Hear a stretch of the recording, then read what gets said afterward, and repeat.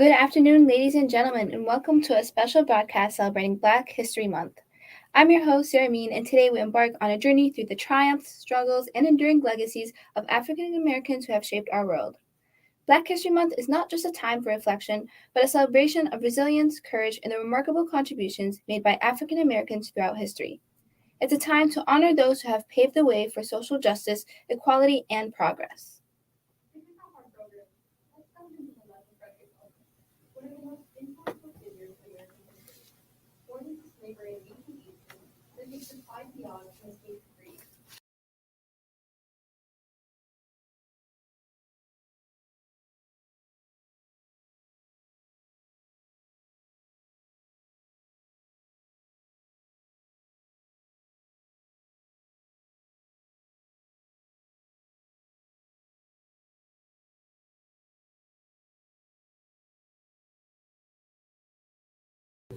Their bravery and determination remind us that change often begins with the courage of ordinary individuals. Leaving an indelible mark on music, literature, dance, and beyond. From the soulful melodies of Aretha Franklin to the poetic genius of Langston Hughes, their artistic contributions continue to inspire and uplift generations. And let's not forget the pioneers who shattered barriers and blazed trails in fields such as science, technology, and medicine. Figures like Dr. Mae Jemison, the first African American woman to travel in space, and Dr. Charles Drew, whose groundbreaking research revolutionized blood transfusion and storage techniques. As we continue the conversation about Black History Month, we have a special guest with us today, Marlene Martin, who is the Director of Learning and Engagement at the Charles H. Wright Museum of African American History. Welcome, Marlene, to the live broadcast. Hi. Hello. So, as the Learning and Engagement Director, could you, Marlene, tell us our listeners a little bit about your role and what it entails at the Charles H. Wright Museum and what a typical day looks like for you? As learning and engagement, the word learning means education. So it's education, historical, cultural, just everyday lifelong learning experiences. Engagement means community, means connection, conversations, dialogues, talks. So I work with the museum leadership to conceive and present programs related to those things. How we learn, how community learning, how we connect our community with the museum and what they learn to come in. I have a staff of 9 individuals who are the museum's public-facing educators, meaning they do our guided tours. So from school-age children right up to adults, we do tours for the time that the museum is open. Now we're Tuesday through Sunday from 9 to 5, and on Thursday we're to 7, and Thursday to 9. So typical day, it's never really a typical day. But mostly for the mornings, when I'm coming in and I check in with 2 of my managers who are managers of Management Youth and Family Programming, who really organizes the tour, and my manager of community engagement, and just to see if there are any changes in my schedule, any bumps in the day ahead, and make sure all of the educators are in place and ready to do their guided tours. There are always lots of meetings. Oh, no. Museum, the meeting of the mind. So really have to work more efficiently. So meeting with leadership, meeting with the community, meeting with other groups, also develop partnerships with other organizations. We have sometimes some exchange with other museums, like the American National Museum. So we will go to them, they'll come to us, conversations about the programming we're developing, and just share their experiences with what we do. And that sounds very beautiful and very eventful, and very rewarding, especially. Can you specify any specific programs that you do for Black History Month, like educational events, things like that? Mm. That's always a favorite question for Yeah. me because I will tell you that we celebrate Black History What a surprise. 365 days of the year because that's what the museum is about. Mhm. So African American history. But as far as something significant, we do have some signature events. Mhm. I actually think we begin celebrating Black History Month from Martin Luther King Jr.'s Day, which is January 19th. We do that is one of the national federal national holidays, or a day of service, right? Yeah. So whether you're thinking about services in a congregational church or services in a service in a community, so we look at that day as a day of reflection, and we look back at the life of Dr. King. We have a breakfast, just a communal breakfast, and then we have some keynote speakers. We'll have a couple of reverends giving vocation speeches, and a keynote speaker, and then some educational programming. This past MLK Day, the affection, we were honored to have this young woman, Janelle Austin, who is the founder and executive director of George Floyd Global Memorial out of Minneapolis. Oh, And that was really such an incredible day to really have her speak about the founding of this memorial based on what happened in the murder of George Floyd, and really that global perspective of what George Floyd's murder meant, and over the past 3 years, because it did go global and people really connected back to the African American community. And I think for me, that symbolized also the work that Dr. King had been doing Mhm. in having a beloved community, and it was not just about Black history in America. It was just about history, right? And his the platform that he was on about really bringing us together to be unified, to be humane to each other, and to stand up for social and equal rights, justice. So I think that was just a great connection, and brought us kind of contemporary with what we're dealing with, the idea of Black Lives Matter. So that was just and she was just awesome in her delivery, and she also connected that to Dr. King's speech. I haven't read. Mhm. And we always, we talk about having the dream, but what is the fulfillment of the dream? What that vision means.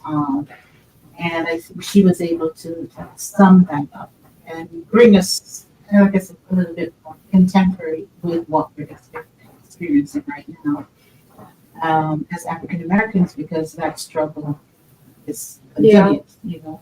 We're still fighting against so much violence in this country and in the world. Mhm. It's an unfortunate truth. You're so right about that. Your story about Janelle, right? Mhm. That was great. Yes. It really did. It stuck with me because just your program giving young artists that opportunity is actually amazing. It's very inspiring to see and to know that your programs are there to give people the platform they need to express what they're passionate about. Is beautiful, like honestly. Now I understand that engagement with the community is a huge part of what you do. Just how does the Charles H. Wright Museum connect with the local community? There's so many ways. I bet. We, like I said, we have specific programming, such as the Empathy Day. that day. We have 16 people in the museum. Ooh. Mhm. What's the carrying capacity of the place? Well, they're not there together, standing in the same room. The museum is a very large place, so we have some exhibitions. Okay. That makes a bit more We sense have than what I was 200 picturing. though in for the breakfast in the rotunda, which is where when you enter the museum, Mhm. that's a big group that you'll be in. And then we have the other floors where whether it's exhibitions or meeting spaces or just walk through. But families were there. They were very engaged in things like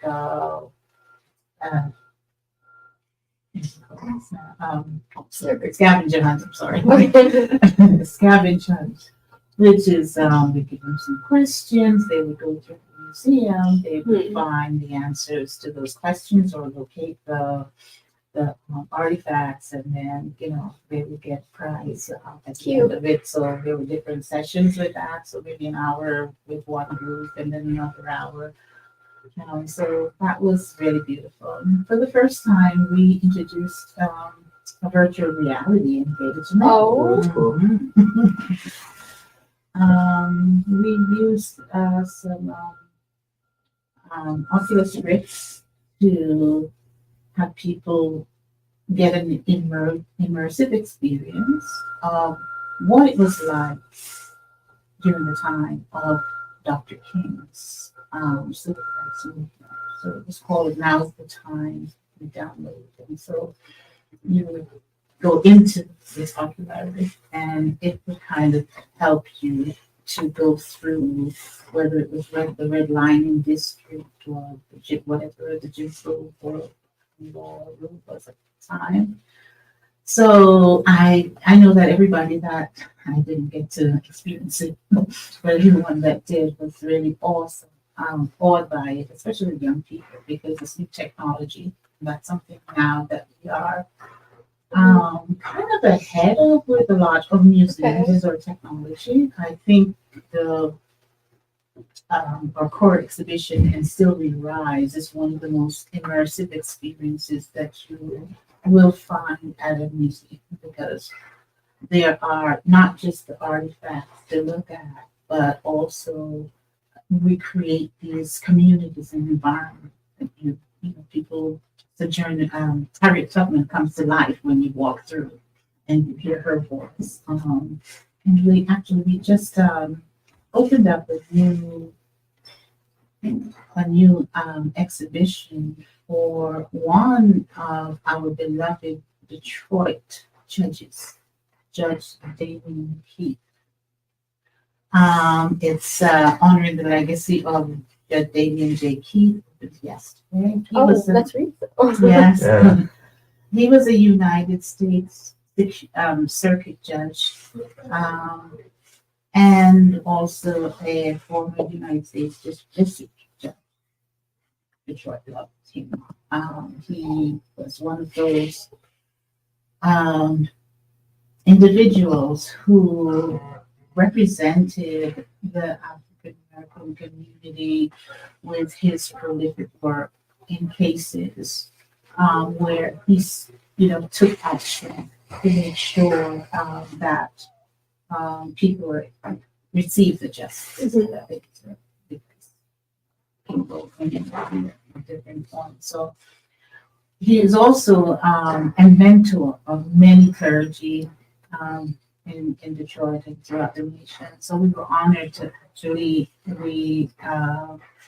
he was a part of our exhibition already, but we actually renovated a whole new space, which is also now a little more technological advanced than some parts of the exhibition. So it's more interactive, so you could go back with him when he started to, his journey through 2020. So we're really proud of that. And what was your question?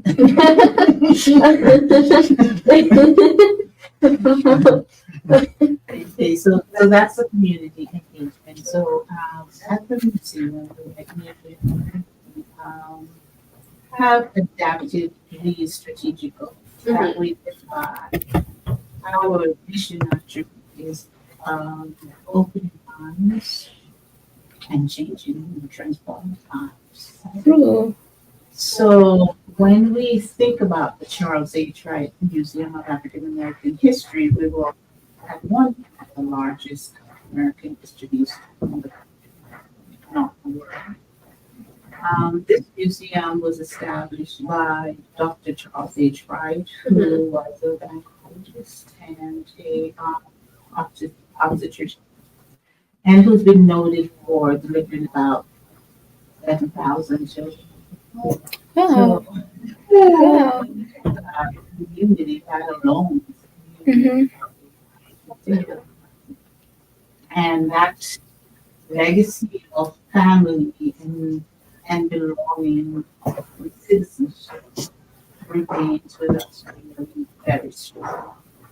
So the work that we're doing is centered on Detroit so that we can place Detroit on the national agenda, or that Detroit is placed on the national agenda when it comes to history, when it comes to culture, when it comes to a place, right? Because this city is like really significant in its contribution to the civil rights movement, to the music revolution, to the industrial revolution. So we make sure that we are living that legacy at the right. So community engagement is in various forms.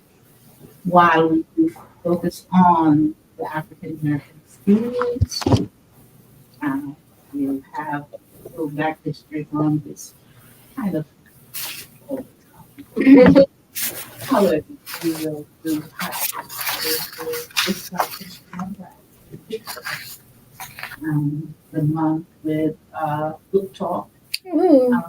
and celebration from Abraham Kennedy, who actually adapted Zora Neale Hurston's work, Barracoon. Now, Zora Neale had, this was one of her last publications. She was able to capture the story of Cudgel Lewis, as was told by himself. And this was what referred to as the last cargo.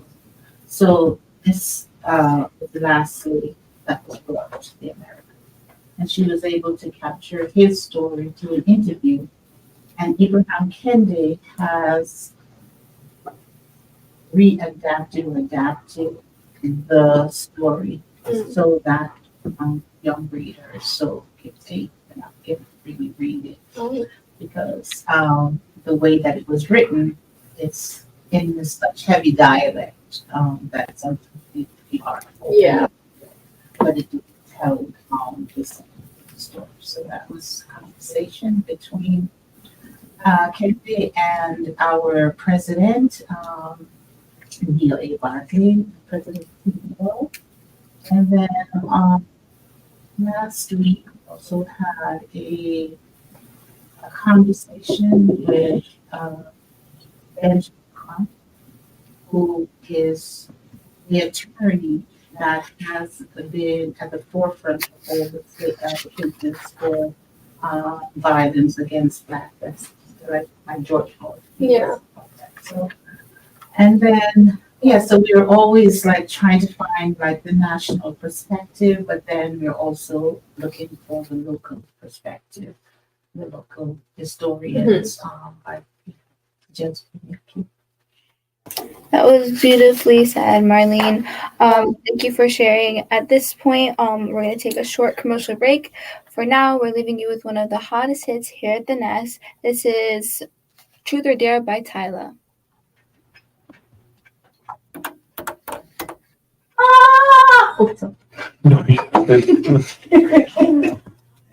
Can't hear me, right?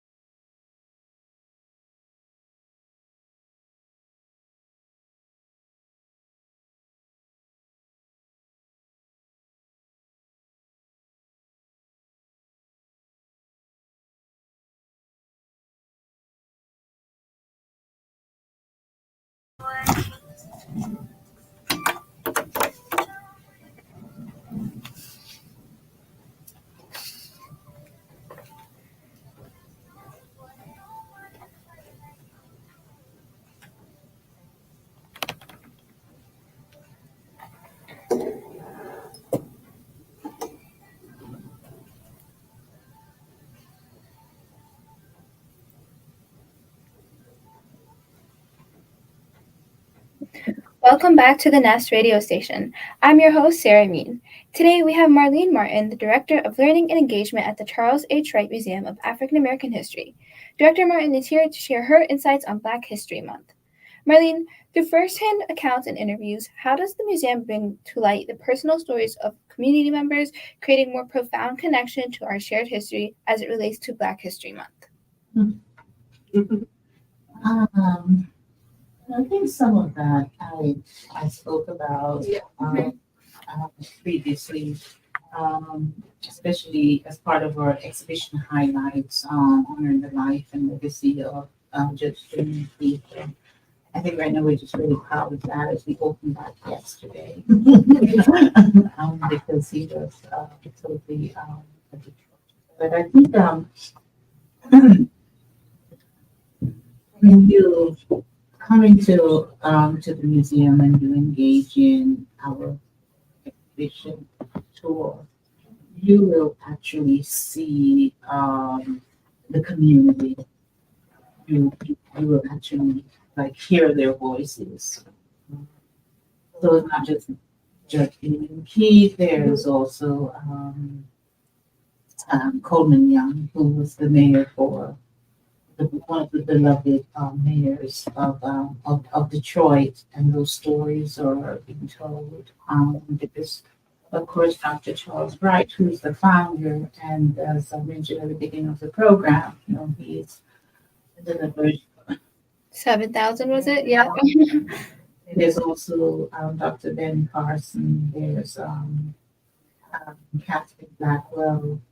There are many stories that, in whether it's politics, it's medicine, it's community work, that or the arts that we honor in terms of our community. But then that's one community we're talking about, maybe a local community, and we won't talk about it, look at the global community, that it is, we just honor the work of African Americans and their contribution. We talk about Black History Month, which was really founded as a Negro Week by Carter G. Woodson in 1926. So we're coming up to maybe enough 100 years celebration of that. Nobody really thinks about that, right?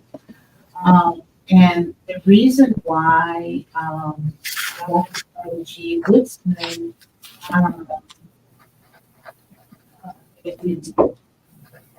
created this holiday was because during his time of education, he did not really think about the contributions of African Americans, of his people, but he knew that they had contributions contributed to their society. So he did his own research and started to develop his own field of study. Dr. Woodson was one of the educators who was the second person to graduate with a doctorate degree from Ivy League School. I believe it was Harvard. The other one was W.E.B. Du Bois. But Dr. Carnegie Woodson couldn't find a job. No university would hire him. So he created his own center for Negro life and history. And that's how this holiday began. We started as a week celebration and then grew into the month. But still at the same time, even that week was short or put on the back burner along the national agenda became president. So that same week. So and then of course, February is the shortest month in the year. So it's never seems to be enough time. Yeah. I always just say that at the Wright we celebrate history, Black History Month, 365 days a week. So in each of the months, we just try to highlight different people. So it's not necessarily like one signature event or just many things that we do. We just incorporate things and integrate them into our program. So there's next month is Women's History Month, so we'll be having the poet Mickey Giovanni will be visiting for a conversation. We'll be showing a film that she's a document. We just like every month we find something to do to celebrate and just to uplift and to highlight, the work that we're doing. Black history is at the point where it can easily be erased. There are schools and the Board of Education that don't want to continue or just taking that part of their curriculum out of their educational system. So we just gonna have to Take matters to their own. and just find it, and that's why it's important. We're talking about technology, why it's important that we have technology into our education life, because people just don't go, it's boring, it's a big old thing. Every time we have to keep it, and our history is always changing. I mean, people are always evolving, so we just try to keep updated and keep things.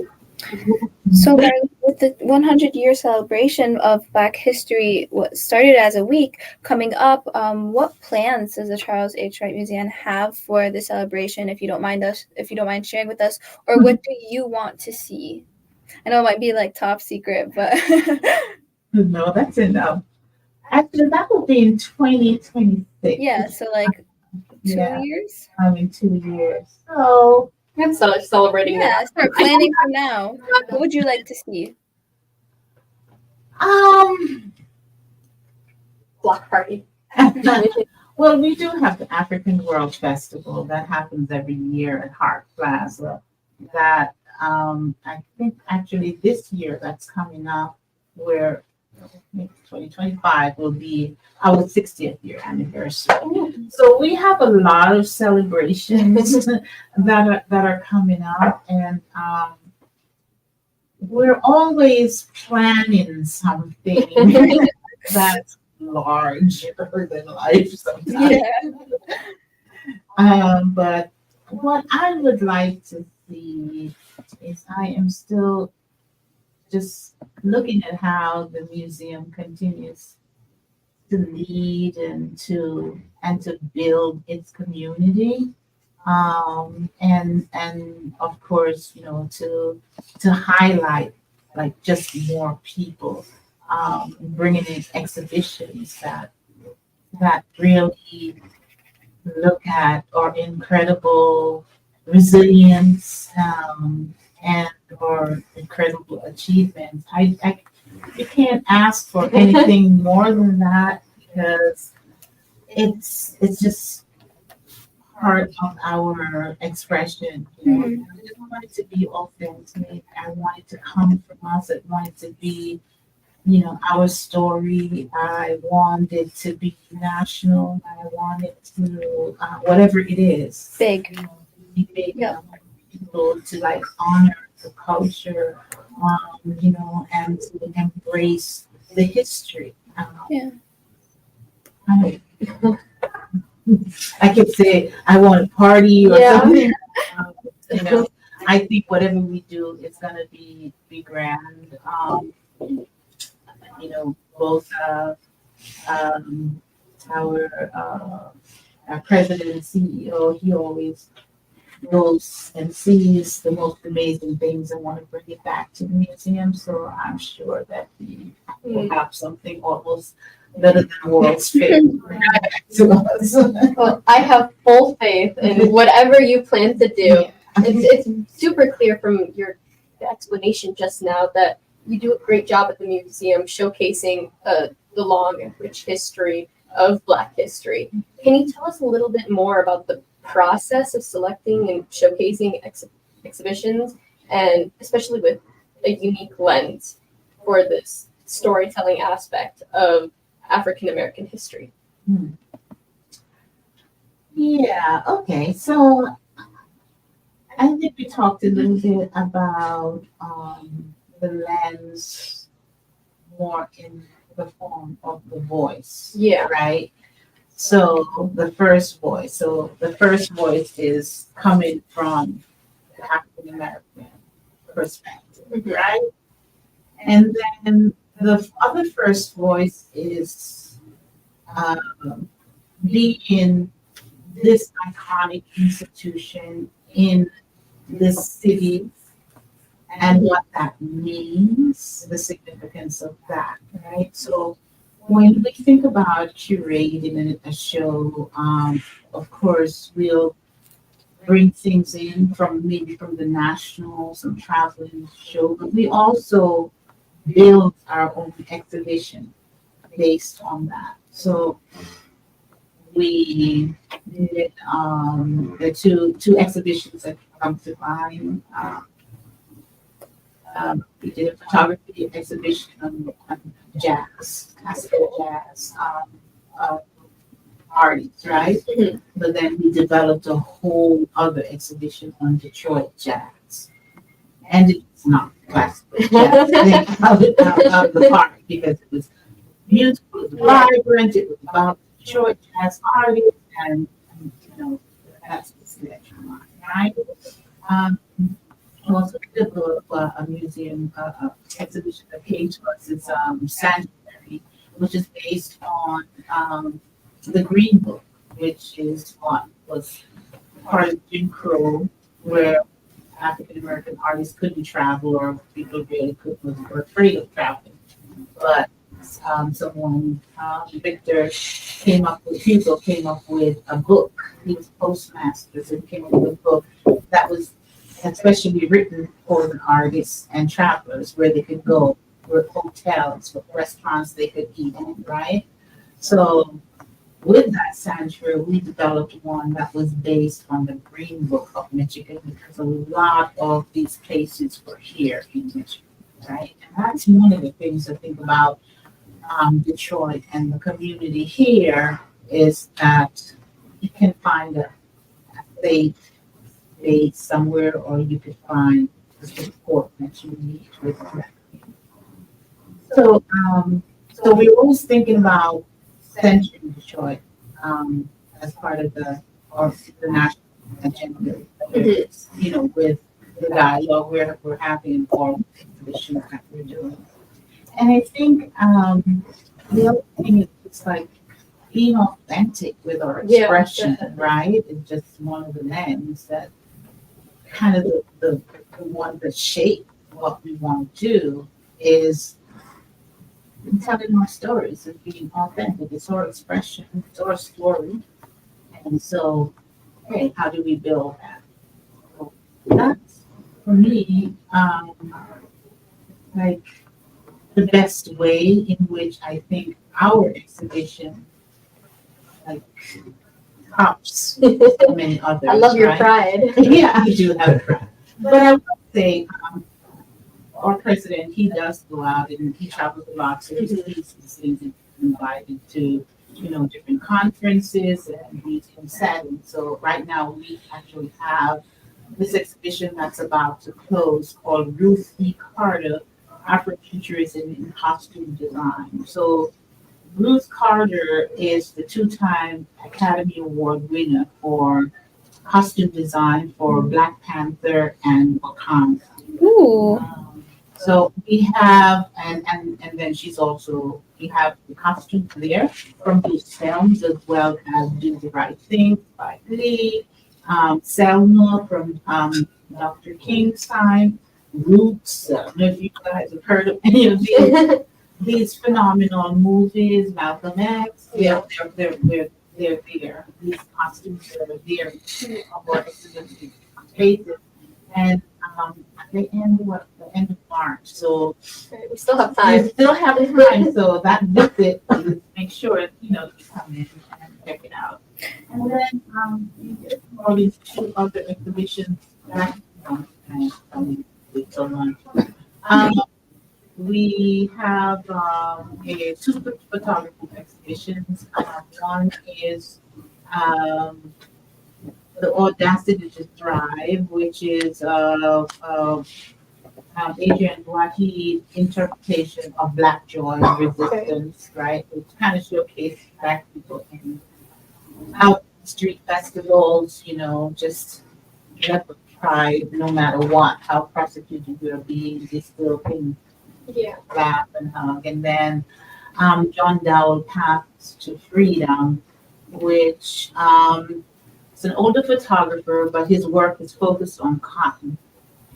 And I think he said that he had this dream from his grandmother about this cotton field, and he went and started photographing and kept on going back and kept on going back. It's really beautiful at different points of life. It's like if you've seen cotton, how you see cotton in a different light, seeing it at night, and it gives you a different kind of light, see it with his interpretation of it can be ghost-like, and cotton was one of the things that was big part of our enslavement, So it's those kinds of things that I think that we do well when we are talking about it for ourselves, what we dream about, how we interpret that, what we've heard, what stories we've been told, what lessons we've learned. Those are the way that our curatorial insights come into play. So, Marlene, you said you focus on an exhibit or an influential figure every month, correct? Is that an oversimplification?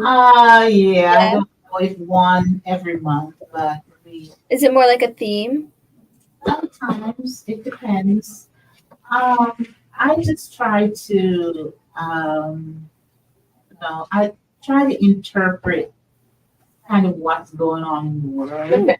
Yeah, relevant. Yeah. I was about to ask you. You just answered my question. I was going to ask, how do you select what you focus on for that month? Right. It makes sense for you to focus on what's going on around the world. Yeah, definitely what's going on around the world. And then, like I was saying previously, you might look at Women's History Month, so then we'll look at a poet, a woman, we'll talk about her health or strength, that kind of stuff. We'll have maybe Ruth Carter will be coming back to close out our exhibition. We'll talk about the history of fashion, which really, also relates to us as women. Mm-hmm. Maybe in April was also Earth Month, but it's also music, Black Music Month, Appreciation Month. It's also Earth Month. Poetry, right? So we can look at that. I'm right now looking at maybe doing a tribute to a group called Sweet Honey in the Rock, which is an a cappella group that did these freedom songs. So I just find these little things. I look to see what's relevant, how old some things are. Does it need to be revised? Do we need to talk about that again? And how do we talk about it again when we talk about it again? Because we always have to repeat ourselves, so we get hurt, right?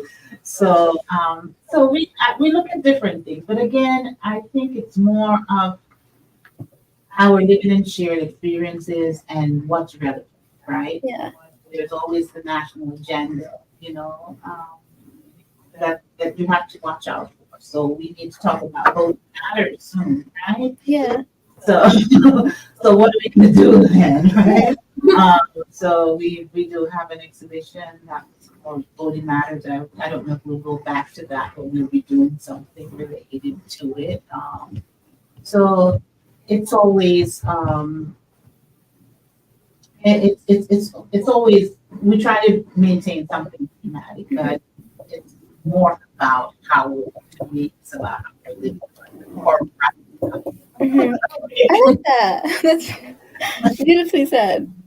I think I can speak for all of us, but the more you talk about the museum, the more I want to visit it. Yeah, you can feel your passion. It feels like I've been there already, even though I haven't now. Like from the Oculus, I think was the coolest one. You're still can't stuck get on over that? it. I can't get over it. Is it the actual like Black Panther costume that Chadwick Boseman wore? No way. So cool. So Like, I actually cool. want to go. We're gonna go. We're gonna go. You don't get to try them, but you do get to look In at the it. same room as it? Yeah. That's Same enough for me. room Yeah. as it. Yeah. I guess I'll take that word. Yeah, it's really a beautiful exhibition. When you think about it like that, you know, you don't get to try the thing, but when you get in the room with it, it just becomes like so magical. You feel the spirit and the energy from the garment, Mhm. and then just hearing the stories behind them and how she developed them. And that's she'll talk about technology in that too. All right. So that's pretty. Do you have a favorite? If you can say, do you have a favorite exhibition? We know yours. And so our names is the Oculus, exactly. Well, I still can't get over it. So cool. It's hard to have a favorite exhibition, but I really dug the Detroit Gym. Yeah. Seems so Yeah, cool. I just went in a lot in there. You know, the music was kind of loud, but it was okay because you know I don't really do tours myself only. Mhm. But I would just like take a break and I'd just go in and sit down. You know, just kind of Mhm. release whatever. But that was one of my favorite. And I like jazz. So, but the core exhibition, it's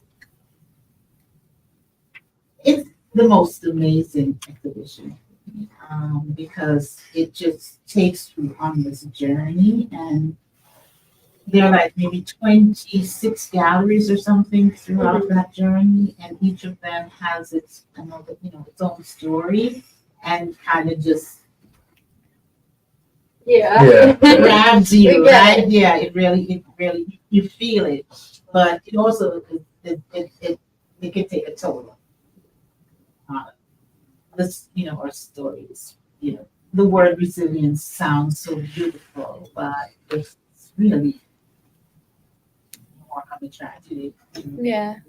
Tragedy and triumph. So sometimes I get impacted by that, and so that was and I love the Ruth Carter exhibition because I've seen all the movies that fit there. So I really love that, and I do love the idea of Afrofuturism, and I think that is a great thing for us right now at the Wright. We really look at some of the things that has happened in the recent past, right?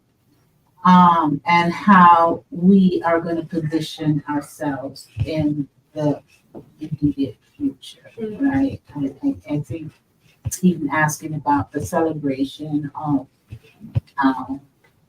the 100th celebration of Black History, Black History Month, and also our 65th anniversary, or 50th anniversary. Those are the things that for me are immediate. And how do we compose them to making sure that we're taking and sending the right message in the future. I think a lot of what we do is based on our magic, our spirit, our ancestors, and that's what's going to lead us into the future. I think people learn from us, even though they may not say that they do. But I think that Black people have such an important position in the future. And I hope that I'm part of that leadership that's being built. Just hearing you talk about how much you love this museum and all of its exhibits, I'm sure that you will be. Like, there's no way this isn't you paving the way for that wonderful future. Yeah. Marlene, I've been wondering, how long have you been the director? I've only been there 16, 17 months. Oh, wow. And you're already speaking this beautifully of it. I love that. But it is my history. It's a part of my culture, and I've been living that without working at the museum. The museum has been working at me. I think I'm a part of the living history. I'm a part of the living museum. So the time that I'm there now, it's irrelevant. It's what is most irrelevant is what I do. Beautifully said. So Marlene, are there any final thoughts or discussion points that you wanted to touch on about Black History Month and the Charles H. Wright Museum before we end off today? I would just encourage each and every one of you that's listening to take the time out to visit the museum. Yes. We have a second Sunday that's free to the public, and you can come and see all of the exhibitions on second Sunday of the month, right? So I put that out there so that you should not, your visit should not depend on whether you have $15 or $30 or whatever it costs to get in. Your visit should be based on you want to learn, you want to be a part of a learning institution, you want to be a part of a cultural repository, and you just want to be a part of something that's great and magnificent. And I know that you love just walking in the building alone in that we call it the rotunda, in that global space. Just that alone, you feel good, right? So there's a spiritual thing. So come and experience that, right? Beautifully said. Thank you so much, Marlene, for joining us today and offering to talk about the importance of Black History Month in the Charles H. Wright Museum of African American History. It's been a pleasure speaking with you today. This concludes today's live broadcast. Tune in next time for more enlightening discussions on the Nest radio station. Until then, stay curious and be sure to check out the Charles H. Wright Museum. And we're all good.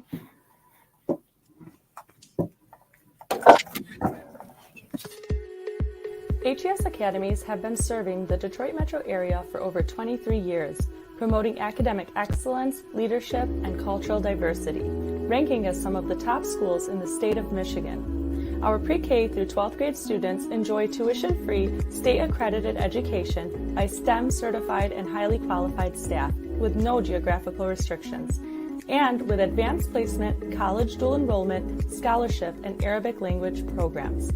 Nor International Academy in Sterling Heights at niapsa.org, Star International Academy in Dearborn Heights and in Canton at starpsa.org, Universal Academy in Detroit at universalpsa.org, and Universal Learning Academy in Westland at ulapsa.org.